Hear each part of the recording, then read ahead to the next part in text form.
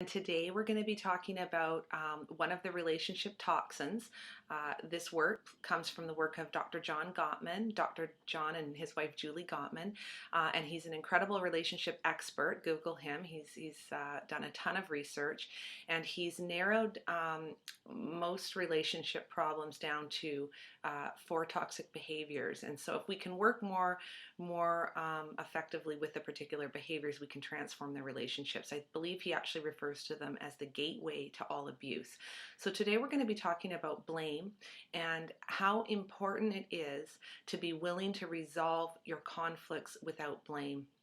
That means a couple of things. First of all, ask yourself if you are willing to resolve a conflict with whomever it is, because sometimes we're not, and we're just perpetuating the conflict over and over again. And secondly, ask yourself if you're willing to resolve the conflict, if you're willing to do it without blaming yourself or the other person, because where there's blame, there will be no resolution. It keeps us stuck in a perpetual cycle of conflict.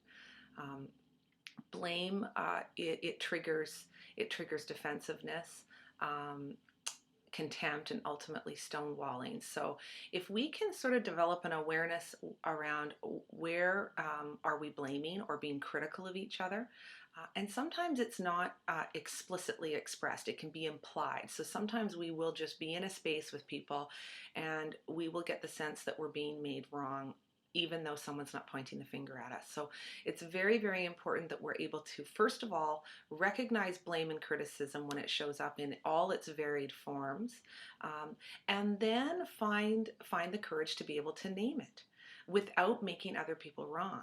Sometimes what we'll recommend is if you're able to just recognize openly that you feel like there's blame in the space. It feels like there is blame that is entered into the conversation and that we need to slow down and back it up. Because as long as blame is there, we've become triggered and we begin to react in ways that are quite unproductive. And funnily enough, I think the toxins are so normalized in our society that it's become a normal way of dialoguing where it's conflicted. It almost feels, for some people, so normal that that's a productive way of talking. But we cycle around, and you'll notice that our conflicts are perpetual. So if we're not able to resolve on the things that are workable, you'll notice the same conflict rearing its ugly head over and over again in your various relationships. So just ask yourself, where is criticism, blame showing up? Am I willing to resolve the conflict without blaming myself or the other person? And work towards slowing down and naming it. Spend a week practicing. You don't have to say anything at first.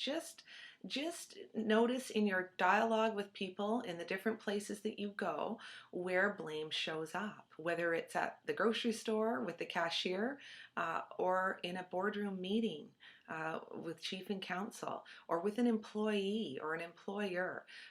How does it show up in all its different forms? And as we said, it's not always explicit. It's not like someone's finger pointing all the time, but there's a feeling, there's a critical tone perhaps that counts as blame. So to be able to say, let's stop, let's slow down, and let's work on our relationship, and let's work on eliminating this toxin called blame, because it prevents us from moving forward in our relationship. Again, go slowly, practice, hold it lightly, and have fun with it. And look up Dr. John Gottman. He's an incredible resource. Thanks. Have a great week.